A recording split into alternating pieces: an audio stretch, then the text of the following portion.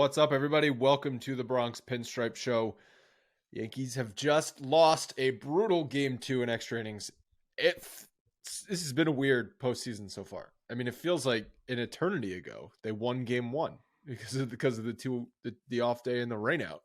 And then you got the afternoon game on Friday, which everyone's pissed about. People who had tickets had to give up tickets because they can't take the day off. You got to take another day off. You got to go into the city on Friday afternoon. I'm watching a freaking postseason game on an iPad while I'm sitting in on meetings. Like, this is not how it's supposed to be.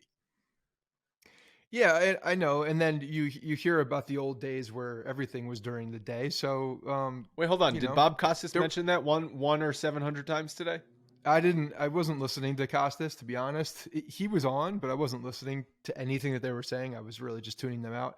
No, I had to catch the first inning on the radio. Or on the radio broadcast. So I heard Susan say that was super authentic. It's super authentic of you. Yeah, thank you very much. Listening to a radio broadcast of a day playoff game. What is this? The 1940s?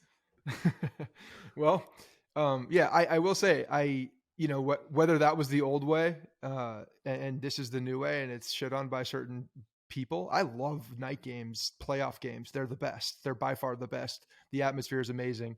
But yeah, I don't know, man. So today was a day that it felt like a long time, because it was a long time. Playoff baseball, you expect to be go, go, go, go, go. And there was a large lull. And now it's going to be go, go, go. But the Yankees have, in a 5-game series, losing this game is not a small deal. It's not a small deal. It's the splitting at home is huge for Cleveland, especially with McKenzie going, because of the way that he's been pitching. The guy's been lights out. So the Yankees have a tough job ahead of them now. They really do. And it felt like they were going to take advantage of today. They did have opportunities against Bieber. I know you felt a certain way early in the game after that Stanton home run, but there were opportunities that they missed today, no doubt. Yeah, opportunities in the third, opportunity in the sixth, opportunity in the eighth, and they didn't cash in on any of them. You get one of those things, you drive in one run in any of those scenarios, and you win the game.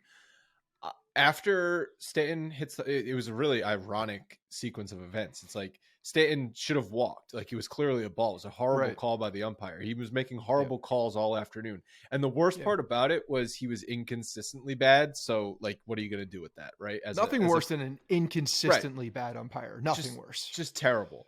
But so Stanton should have walked. If the umpire does his job, the Yankees get shut out today, right? It's like Stanton doesn't hit the 2-run home run. Now, obviously, who knows what Donaldson does after him in the first inning, but he hits the home run off of Bieber, who's their ace. Then Nestor, who a lot of people feel is the Yankees' unofficial ace, looks like he's cruising. There was an opportunity for Cleveland in their first inning after a couple guys reach, like Kwan leads off the game with a bunt single. Like, he's clear. Like, you clearly understand what Cleveland's trying to do. Pulled some numbers on them. They are terrible against left-handed pitching. They have a 240 team batting average and a 646 team OPS against left-handed pitching. So they struggle as an offense against lefties. So they're going to try and do anything they possibly can. So Kwan's out there bunting, as a Guardians fan, probably love that play, but Nestor gets out of the jam. And it seems like, because the Guardians to that point had no hits this postseason with runners in scoring position, they were 0-for. It just seemed like that was going to be their story this postseason, right? Like, they were pretty small sample size to use as a complete narrative, but it was 3 games, but it was 3 games, but like they had that 15-inning marathon. Like, they were doing nothing offensively. They're not a team that hits home runs and scores runs, and that's the only way. I was going to say it's not just the playoffs. It's kind of their MO. Their MO is that they scratch runs across. They're aggressive on the base path. They put the ball in play, and that's exactly what we saw against Tyone in the 9th inning, or the 10th inning, where he's going out and easily should have been out of that inning with those little. They're hitting sand wedges over the infield. It's like people are shitting all over Tyone. They're like, "How could you go to Tyone? He's never come out of the bullpen." That's the time you go to Tyone. A clean inning in a tie game where you need length. What's the difference between that and a start? like, come on. Like, just tell him to warm up a half hour before he's gonna pitch. Like, that's probably pre-planned, right? If we get to a 10th inning and it's tied, you're going in. He's probably knew that since the 7th inning. So I'm sorry. I don't think that's a bad scenario to put Tyone in. I'd much rather have Tyone pitching in that scenario than Clark Schmidt or Domingo Herman, because Tyone's a better arm than those two guys. Now, I understand those other two guys have had bullpen experience, but Tyone's the clear choice there, I think. I don't blame Boone for that decision. It didn't work out. Tyone made one bad pitch in that inning, and it was the freaking center dick fastball to Josh Naylor. Otherwise, I mean, like, legitimately hitting 120-foot bloops over the infield. What are you supposed to do with that? No, there was nothing. And you know, Cabrera, I'm not sitting here gonna. Those were heat seeking little bloop balls. They found the ground, or non-heat seeking, cold seeking. They found the ground. Cabrera probably looked a little tentative on the ball coming in, like he was reading Donaldson coming out too much. He probably could have been more aggressive after that ball, and I think would have caught it. But I'm not going to sit here faulting him either. It was a long way to go. The ball, unfortunately, just fell between the guys. And then the same thing in right field. You're not playing. Rizzo's in. You're playing more towards left center against Ramirez. Ramirez is a left-handed hitter in that situation. You're not playing close to the left field line there. No, it's a tough play. It's a very difficult play, and it's an unfortunate result for Tyone, because he made good pitches to both of those guys. That fly ball to right field was a flail of the bat, essentially, because it was a damn good breaking ball.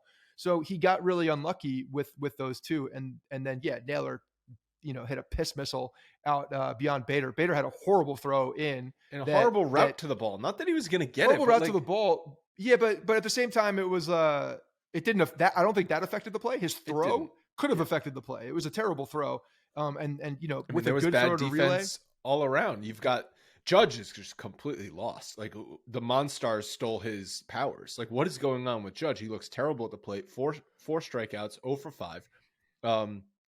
They had a graphic early in the game. He's hitting like I think it was like 214 or something in his last 14 games. Obviously, like, we know, like, I think there was the pressure of trying to get to 62 home runs. Yeah. Well, and he's also swinging. He's swinging differently, I think, at the end of the season. Once you clinch, he's going for that home run ball, which we didn't fault him for. There's a lot of things, but also, he's been red hot for a couple months. This is a guy that as we all know with that's baseball, Susan. Like, it ebbs and flows. It does. It's hard to stay hot forever. It sucks. And I know he's not swinging the bat well. That last strikeout, the ball was below his knee again, and they called it a strike 3. Bad. I don't want him swinging at that pitch. He shouldn't swing at that pitch. It's a ball. It's every day it should be a ball, especially on a man that's 6'7". It just looks more egregious on a guy like that. So I don't understand how umpires are still making this mistake, but here we go. But yeah, his timing's off. His timing is off. There's no doubt. The thing that's really glaring to me today was the horrible throw to home on the ball out to right field. I think that was the third inning where he's trying to make the play at the plate, and he had no chance at the guy at the plate. Like, why are you trying to throw the guy out there? Keep the runners at first and second in that scenario. So it's a bad decision to throw the ball home, and it was a horrible throw. Yeah, I mean, another throw that ended up really hurting them was that, again, on that bloop. Like, it was just a terrible play all around. Donaldson throws the ball away, and you see Ramirez just look. This team is going to take, if you give them an opportunity to take any bases, they're going to take those bases every single time. That's what this team does. This team scraps. This team will play, in the dirt. They will be in the mud, and they love it. They want a game to be fucking messy. If a game is messy, Cleveland is happy. Well, they want it to be a bullpen game. So this was an ideal scenario for them. It's like Bieber and Cortez essentially match each other. It's 2-2, and you're going to the bullpens, and their bullpen, they feel confident they'll outpitch the Yankees, and they did. Their bullpen is great. Class A, I mean, you saw how filthy he is. Karinchak, I think, was a little wild, but the Yankees wasted the opportunity against him. The 8th inning situation, he had 2 walks, and then Cabrera works a full count, and he swings at ball 4. I mean, he doesn't swing at that pitch. His bases loaded, 1 out. It's like, who knows what happens? So this bullpen is going to be really hard to score off of. And as we're looking forward to the rest of the series, the next 3 games are all in a row. Um, I, I that hurts both bullpens in theory, right? But if you're just saying, well, they're going to be bullpen games anyway, I don't like that. That's already a Cleveland advantage. So the fact that it's no off days at all, like the Yankees starting pitching, like Severino and Cole in the next 2 days, like you need to just have them step up, because if not, you're losing the series. Yeah, I mean the Cleveland so probably lost closer for tomorrow, and he pitched the most he's pitched all season. Yeah, Definitely. So he's not going to be available tomorrow, but who knows on today's Friday, on Saturday. he'll be available No, on Saturday. Sunday. He'll be available on Sunday, not Saturday, most likely. Right. He'll be But available that's for it. game 4. You're still going out there. Yeah, you're still going out there. And the other guys didn't throw a ton of pitches, so I would imagine their bullpen is still in good shape at this point. Whereas the Yankees just aren't as deep. That's it. No. That's the problem right now. They're just not as deep. And if fans are killing Boone for going to Tyone, I also don't understand that. Like he's got to make a move to one. Like what if you're putting Herman or Schmidt or Tyone? Like okay, I mean you're saying that Tyone's the better of the three. Like that's fine. You could also pick straws, to be honest, for those 3 guys.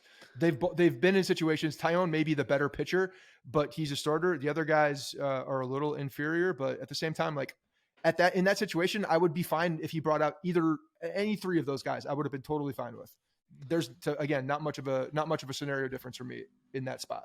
Yeah, I mean, just the way I look at it is Tyone is, in theory, your game 4 starter when and if you need a game 4 starter, which means he's probably a better option for that scenario. I'm not suggesting bringing in Tyone in a short relief outing. Like that's not what he should be used for.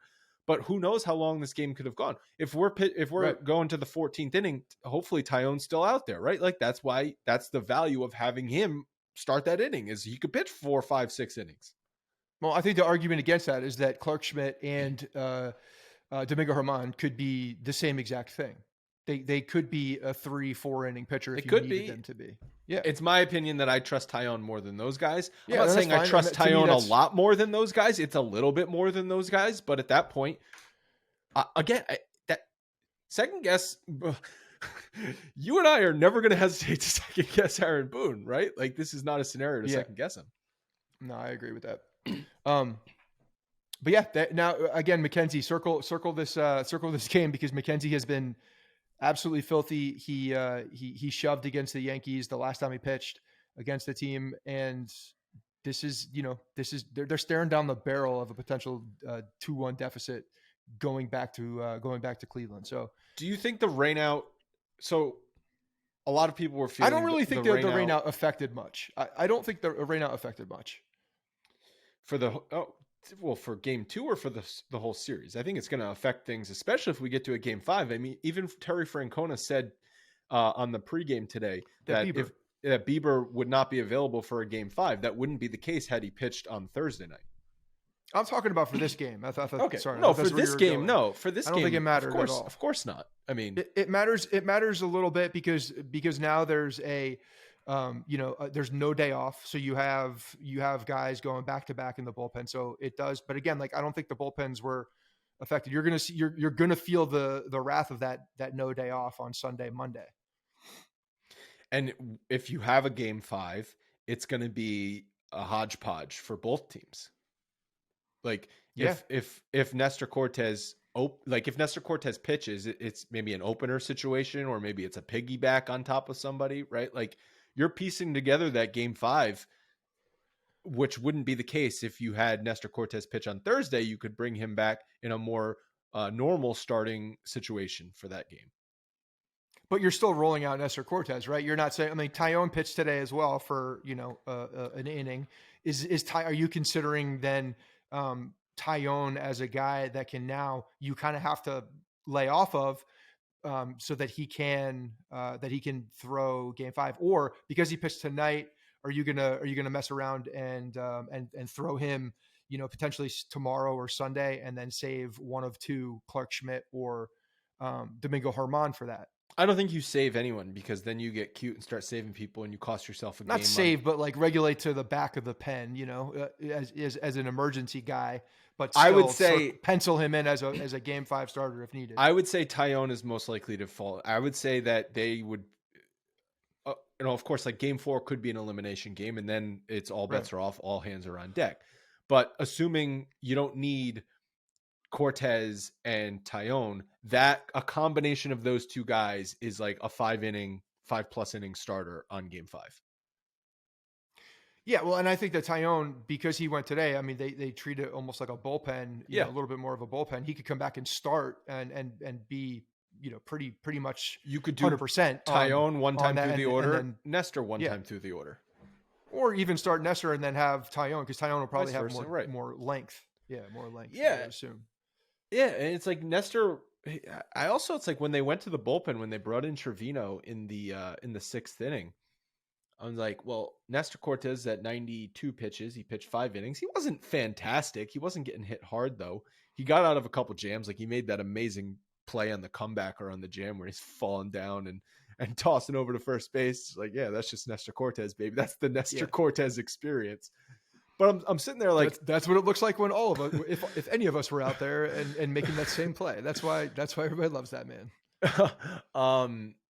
Ilya was joking. He's like, if you simulate that play 100 times, how many times is Nestor making that? I'm like 100 because he's Nestor Cortez. Yeah. Everyone else, it'll look different. It'll look different 100 times, but it will be made. It will be made. But so are we trusting, like they trusted, okay, we got enough out of Nestor Cortez 5 innings. I'm kind of questioning that. I'm like, well, are we trusting this bullpen with how thin it is more than Nestor Cortez? I don't know that should be a given. Maybe what they saw in today's game was like not enough to trust Nestor. Like if Nestor had been at 82 pitches instead of 92 pitches, maybe he's back out there for the 6th. I don't know. I think because it's a 2-2 game and you're trying to preserve a lead to get the bottom of the inning to come up so that you can end the game. Multiple. I think it's just an opportunity for them to stretch the game and go inning by inning. So I didn't see anything in this game that I thought was crazy out of Boone. Pulling Nestor in that spot, I was okay with, and it ended up working. It ended up being fine. The bullpen did their job. Pitched fine. I thought they pitched well, and it was just shit, man. Even Tyone up until that Naylor at bat, those were two outs essentially. Those were 2 outs that should have been caught. And on a different day, winds blowing a different way or whatever, those are absolutely 2 outs. So they got a little unlucky with Tyone right there. And it's like, you want to point fingers. The offense did nothing. They did nothing. They got the 2-run home run by Stanton, and then they did nothing all day. They wasted the opportunity in the 3rd with 2 on 2nd and 3rd, 1 out. Stanton and Donaldson coming up, you get jack shit. Like, get me a sac fly in that scenario. Then you've got the opportunity in the 6th when they pinch hit Carpenter for Trevino, and Carpenter struck out. Like the first legit at bat we've seen from Carpenter since whenever he went down in the middle of the summer. And then they've got the opportunity in the 8th that I just referenced with Karinchak being wild. It's like those are three opportunities in a playoff game. Like, you're not going to get many more opportunities than that in a playoff game against a fantastic pitching staff. You have to cash in on one of them, or else you're fucked. You're not going anywhere. Yeah, when Stanton gets on and LeCastro pinch runs, steals the base, you're like, okay, here we go. This is the way baseball is supposed to be played. Now you get a base hit and you get him in that. You get him around so that he scores, and then you close it down. And it just didn't work. They couldn't get the big hit. Holmes pitched well, I thought, as well. So that's good. That's a good sign. That's a very good sign. The offense is the one that needs to come up and come up. Like this McKenzie start is massive. Going down 2-1 is going to be really tough. It's going to be really tough. I was working today, watching the game. I was on Twitter. I saw people talking about the midges. Apparently they're forecasting midges for game 3 in Cleveland. Of course they are. I mean, even if there's no midges, if I were a Cleveland weather person, I would forecast midges. I would, even if I haven't seen midges in Cleveland since Jabba Chamberlain was wiping them off of every orifice of his body and picking them out, I would call for midges for Game 3. That's what I would do. 100%. Hopefully Aaron Boone is aware of this, but do not spray bug spray because that actually attracts the midges. They must make better bug spray now, right? They must make like midges bug spray now. There's a lot of years that have gone by. Technology has advanced in many categories. Midge off? I have to imagine that Midge away. There's a midge spray. Midge be gone. You need a whistle, something, high frequency, high pitched noises, whatever it is. They need to they need a different fabric, cotton uniforms. So the flying insects that hatch along Lake Erie and migrate inland as the weather cools infamously affected the 2007 ALDS, blah, blah, blah, blah. So I guess because of the weather that is being forecasted and the time of year, it's Midge season.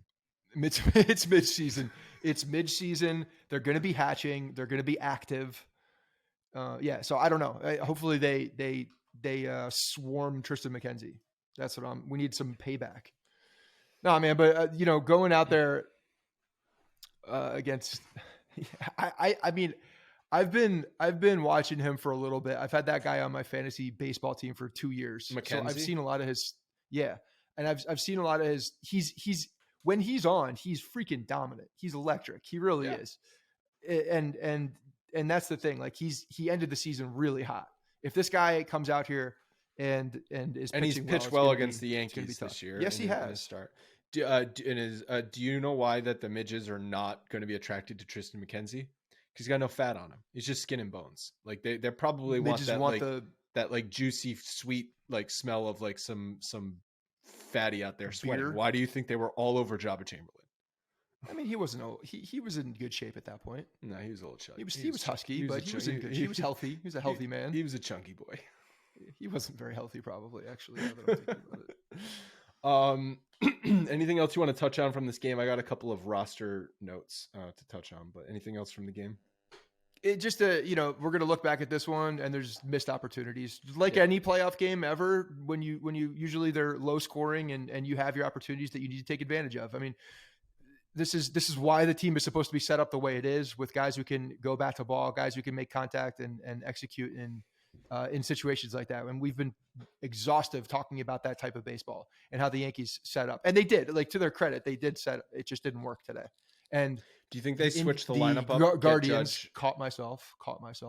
The Guardians are fucking built for this shit. They again, like, bring on the midges, bring on the cold, bring on the heat, bring on the sun, bring on the whatever, anything, bring it, because they want the elements. They want to play dirty. They want this game. They want to play scrappy. They want it to be an ugly game, because that's the type of game they love.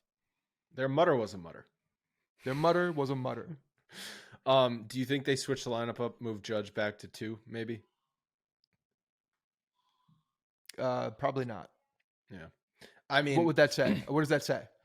That says that Judge is going to be more comfortable in the 2 spot. Like, I don't know. I don't know what that does. No, you're just switching it up to switch it up. Really. Judge he's looked awful at the plate. That's the thing, though. It's not just that he is not producing. He looks awful. There's no other leadoff guy. There's no leadoff person on this team, though. That's the problem. It would be Rizzo. I hate that. Why do you hate that so much? What's the difference? It's just ugly to me. It's ugly. How is that any uglier than Judge leading off? Because Judge is a better athlete. Okay. He hits for a higher average. He makes more contact. Judge is better. Duh. Yeah, of course. He's a better leadoff hitter, right? That's exactly. And Rizzo is he's good where he is. So first of all, also, could we talk about that? Rizzo he got picked up, but thankfully he got picked up. But he did boot a ball down that first base line. That was very uncharacteristic. So I'm glad the defense was sloppy all day. Really sloppy defense today. Blame it on the sun. And that's been such a freaking Achilles heel in a positive way for this team.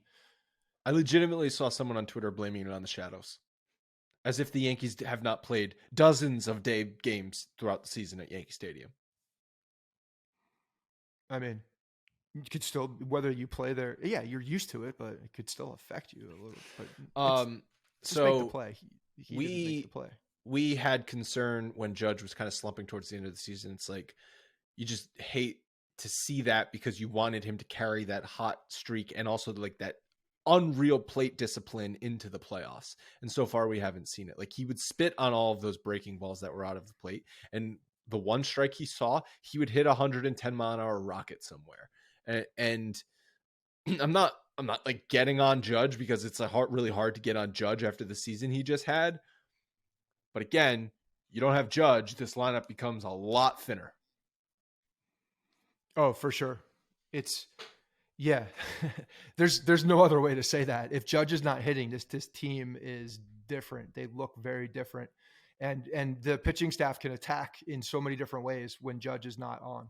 So yeah, we just need him to figure it out and to get some better at bats and to get that feeling back. He needs to get it back because this team is in trouble if he's not the guy. So yeah, you're absolutely right. And Stanton, good to see Stanton getting that home run because that's a guy that they need to protect. And maybe that's another piece of this is that he's going to get some better pitches or protecting. Judge needs a little bit more protection, and the guys behind him hitting will help Judge as well. Yeah, wasn't Glaber hitting third today? Yeah, he was not. It wasn't Stanton directly behind him. Why don't we just do Judge, Rizzo, Stanton? Like, why not just do that? Let's just do that, Boone. Just do that, right? Just do the big guys. Just do the traditional things. Just keep it simple. It's hard to say not to have Glaber though. Glaber's been good. Who do you want getting more at bats? Who do you want getting more at bats in Game 3, Stanton or Glaber? Stanton. Yeah. Okay. So keep it simple, stupid. Not calling you stupid. Benintendi, Marinaccio are both headed to Tampa, and they're going to get some extra work. Maybe they'd be back for the ALCS if they make it. And then Montas through a bullpen session. He could also. I don't care about Montas. Talk to me about Montas in 2023. The crazy thing is the aforementioned most important trade deadline of Brian Cashman's career so far. One of the pieces he's acquired is on the active playoff roster. That's wild. Yeah. And, Monday morning quarterback here, it was really good at the time. It felt good at the time. It felt good. Yeah. It felt good at the time. Two. I said one. I was thinking Trevino, obviously Harrison Bader, who hit a home run in Game 1. And Trevino. Oh, yeah. I mean, Carpenter was before that. You're not looking at it. That's not a trade deadline. That's just a random pickup off the scrap heap. All right. I'll wrap it up for this episode. We'll be back after Game 3 Saturday night. I think we're going to be streaming on YouTube for Saturday night. So come join us there. See. We're going to try. We're going to try that out. 11:30 Eastern time. I'll be whenever the game's over. Taping my eyes open, but I'll be there and I'll be streaming. We'll talk to you guys then.